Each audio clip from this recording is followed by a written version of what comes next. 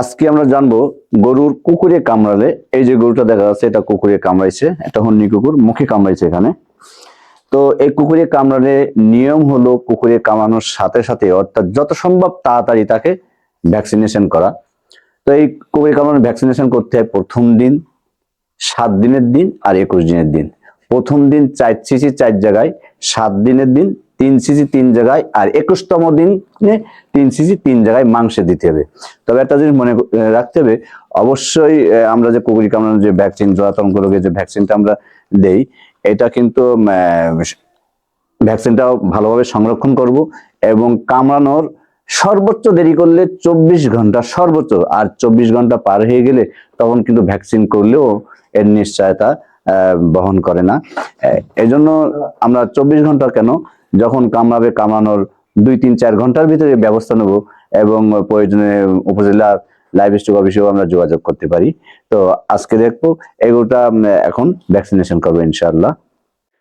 প্রিয় খামারি ভাই বোনেরা, আপনারা অবশ্যই একটা জিনিস খেয়াল রাখবেন, গরু ছাগলকে কুকুরে কামড়ালে সাথে সাথেই সাবানের পানি দিয়ে, সাধারণ সাবানের পানি দিয়ে 15 থেকে 20 মিনিট ক্ষত স্থানটা ওয়াশ করবেন অবশ্যই। আর এখানে যদি পভিসিভ বা ভায়োডিন দিয়ে পরিষ্কার করেন তাহলে কিন্তু ব্যাকটেরিয়া মরবে, কিন্তু ভাইরাস মরবে না। তাই অবশ্যই সাবানের পানি দিয়ে পরিষ্কার করবেন। আর কামড়ানোর সাথে সাথে নিকটস্থ পশু হাসপাতালে যোগাযোগ করবেন, সেখান থেকে ব্যবস্থা গ্রহণ করে ট্রিটমেন্টটা নেবেন অথবা অভিজ্ঞ ভেটেরিনারি পশু চিকিৎসক দ্বারা এই ব্যবস্থাটা গ্রহণ করবেন। তাই আপনারা কামড়ানোর সাথে সাথে যত সম্ভব তাড়াতাড়ি এই ভ্যাকসিনে কুকুরি কামড়ানো ভ্যাকসিনেশনটা করবেন।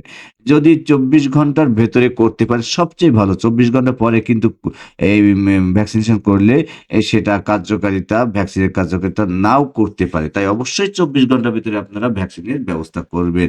একটা জিনিস মনে রাখবেন, সেটা হলো যে ভ্যাকসিনেশন করার সময় প্রথম দিন আমরা যে 4 সিসি 4 জায়গায় দেবো, যদি 10 সিসির ভায়াল থেকে ভেঙে থাকি তো অবশ্যই মনে রাখবেন প্রথম দিন 4 সিসি 4 জায়গায় দেওয়ার পরে যে অতিরিক্ত যেটুকু থাকবে ভ্যাকসিন, সেটা অবশ্যই 2 ঘন্টার মধ্যে ব্যবহার করতে হবে। পরবর্তীতে আমরা যখন 7 দিন বা 14 দিন পরে, এই 21 দিন পরে যেটা ব্যবহার করবো, অবশ্যই নতুন ভায়াল ভেঙে ব্যবহার করব। একটা জিনিস মনে রাখবেন, ভ্যাকসিন ভাঙার পরে তার কার্যকারিতা, অর্থাৎ সেই ভাইরাসের যে ভ্যাকসিনটা থাকবে 2 ঘন্টার বেশি কিন্তু কার্যকারিতা থাকে না। আমরা অনেকেই কিন্তু পুরাতন ভায়ালটা রেখে দিয়ে ওইটাকে আবার 7 দিন অথবা এই 21 দিনের দিন আমরা আবার ব্যবহার করি, তখন ওই ভ্যাকসিনের কার্যকারিতাটা কিন্তু থাকে না। অবশ্যই আপনারা সচেতন হবেন।